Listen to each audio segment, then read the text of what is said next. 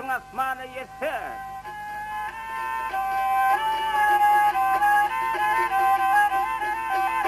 Yer başın asmana yetse peşeden ulu bolmağın, bir sadırgın günün etse karnasın eli bolmağın, den bolğun fakiri baya.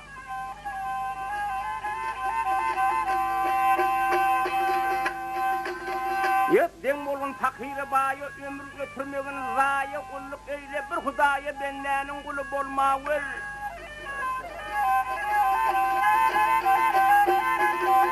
Deryadan ödün bay etkin, ürsümü ödün say etkin, cennet içinde zay etkin, doğrukun külü bolmağır.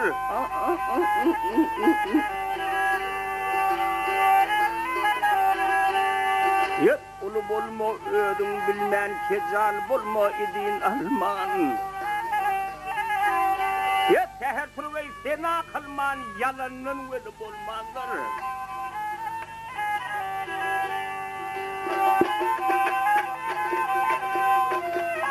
Yep, şükretin kâne ağda yaman dîmen şükret sağda. Ya ül varsul bilbile vada kargalan dili bolmağınlar.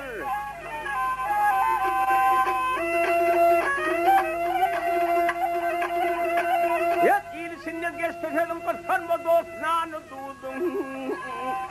Söde mimul söde verin ki torun pulu bolmağır.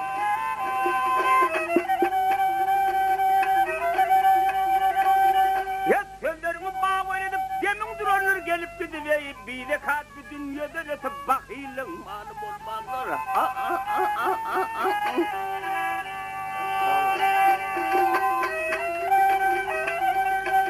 Yat oğuşağın alacak berde kine saklamağın bir de yara olup haram orada oğrulun olup olmağır.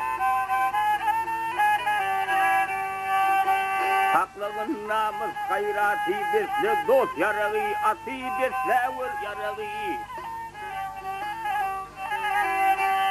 Ya kovrakı tavır niyetin ey şeytanın seli bolmağın.